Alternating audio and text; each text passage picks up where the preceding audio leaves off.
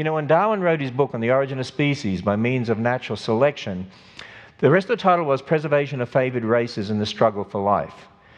Now, that book was about animals, but at the end, in the last chapter, he said, in the distant future, light will be thrown on the origin of man and his history.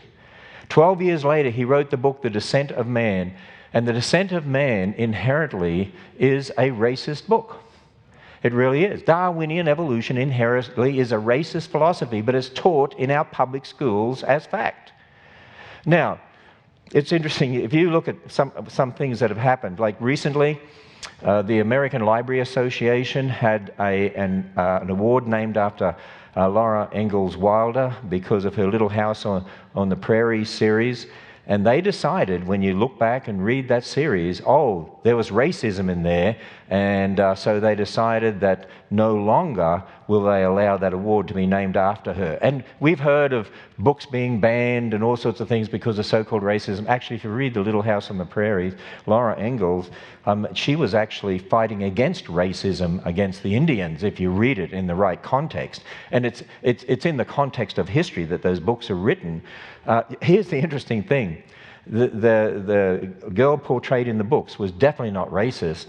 If you're going to say you've got to ban a library award because of those books, they should be banning Darwinian evolution from the school system. But of course, that's not what they want to do, so they ignore that. You know, it's interesting. How many of you here have read The Origin of Species by Darwin? Have actually read it? I see a couple of hands, maybe 3. How many have read The Descent of Man? I'm not sure I see any hands. Do you know most school teachers, majority, have never read The Descent of Man? Do you know, in fact, most evolutionists don't even know what Darwin taught?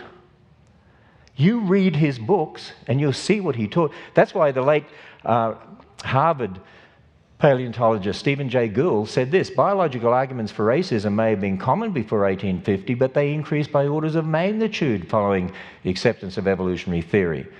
In Darwin's book, The Descent of Man, he says, this is just one example, at some future period, the civilized races will exterminate the savage races. The break between man and his nearest allies will then be wider than the Caucasians and some ape as low as a baboon, instead of now as between the Negro, Australian Aborigines and the gorilla. Do you realize what he's saying? The Australian Aborigines and people from Africa are closer to the apes than the Caucasians. How's that for racism? That's what Darwinian evolution's all about. That's why in 1924 there was a New York Tribune newspaper published that said the missing links were found in Australia, the Australian Aborigines. There were scientists from England and Germany who sent people to Australia to hunt down the Aborigines, to herd them over cliffs or into swamps, and with instructions on how to skin them and boil up their skulls for specimens in the name of evolution. Do you know, in 1925, the year of the Scopes trial, John Scopes supposedly taught from a particular biology textbook about the evolution of man and so on. And actually that was a setup by the ACLU. But did you know the textbook that was sort of the center of this trial in a way, and a major biology textbook used in public schools in America in the 1900s and was used in 1925, said this: the races of man, and based on Darwinian evolution, at the present time there exist upon the earth 5 races, the highest type of all, represented by the Caucasians, represented by the civilized white inhabitants of Europe and America. Generations of kids in the public schools, based on evolution, were taught the Caucasians are the highest race. And we wonder why we have so much racism and prejudice in our culture. Now, of course, there's all sorts of other factors, I understand that, but I'm saying we've got to recognize that Darwinian evolution itself is inherently a racist philosophy. And in fact, I like to encourage the church, I want to suggest to us that we get rid of the term races. And I'll tell you why. When you go back to Thomas Jefferson and so on, when you talked about races, you talked about an English race or an Irish race. The word race has changed meaning. The word race used to mean cultural group or ethnic group.